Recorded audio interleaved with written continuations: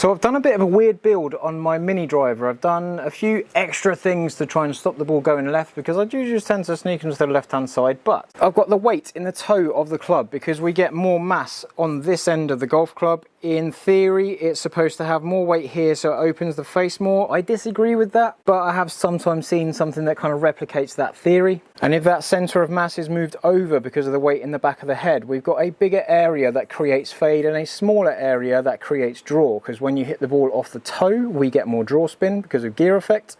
When we hit the ball off the heel, we get more fade spin. So we just basically make the fade area bigger. I've gone super heavy and super stiff in a 7X in a Ventus Black Velocore. But the main thing that I've done to accompany all those factors is put a massive grip on this club. Now this is the extra small, and compared to a standard grip, there's not much extra small about it. This is still a big grip. But grip size wise, when you have a bigger grip, it is harder to release the club because your hands aren't as able to move. Now the first thing I did with this new grip on is I spanked the ball over to the right hand side because it's so hard to release it.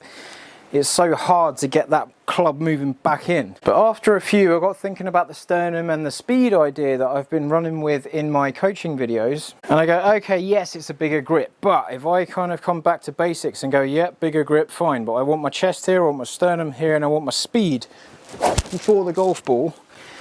I can feel more resistance in the hands, but maybe it's harder to hit a big hook with it.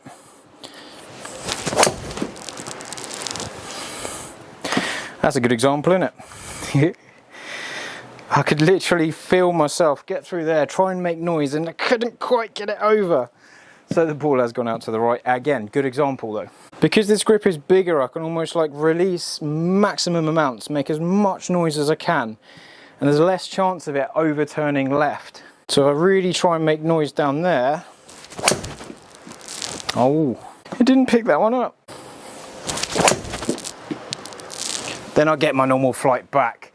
Now I like that, started right, moved back. I've gone maximum speed and release and effort through the point before the ball, and it's hard for it to go really far left. And then if I go back to the shaft that I had in this before, which is the 7X in the blue, the 7X is a softer profile, it's got a little bit more bend in it, so it does tend to go a little bit further left, and I've got a more normalized size of grip. This is the +4, so it's slightly bigger on the bottom half, but it is much smaller than that JUMBOMAX that we've got in there. Look at the difference in those two grips. So I have got a softer profile of shaft and a more normalized grip. And compared to that shot on the screen, I've got side spin 441. And let's just have a hit with this one, see what side spin I get. This feels weird now with a normal grip. And then I just get so much more curve on it. So that bigger grip does just help me hold that ball out to the right hand side just that little bit more. So my 441 side spin turns into 980 side spin, so there's so much more curve on that. I've got no chance of hitting a fade on that unless I work really, really hard. And I have to really consciously swing to hit that ball left to right. So I really have to get speed over here, sternum over here, and almost have to hold it off just a little bit as well.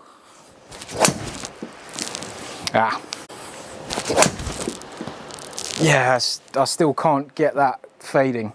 So stiffer shaft, stiffer profile of shaft, and a big old grip on there, and I'm finding it a little bit more inviting to welcome the fade, hit the fade, and have less draw. So bigger grips and stiffer shafts, go further right. So I don't know if it's a yay or nay on this idea. I do feel like this is a bit extreme, but there are bigger grips than this, and you know, a bit like Marmite, love it or hate it. If I had them on every club, I could get used to it. But have any of you used these grips? Have you done it? Have you thought, okay, maybe they're a little bit harder to use, but maybe they're good because you've got some injuries or arthritis or anything like that, so you need the bigger grip to mitigate any pain or future damage from there. Or sometimes if you squeeze the club too tight, a bigger grip can help you not have to squeeze it so much. But if we do that at first glance and then the ball spanks out to the right, don't panic, because we can train yourself to make noise in a certain place, make noise nice and early to stop that ball going out to the right hand side. I love that flight. That feels so controlled, it's a joke. I'll have to get on the golf course and use that. What do you reckon? The JUMBOMAX extra small, not so small.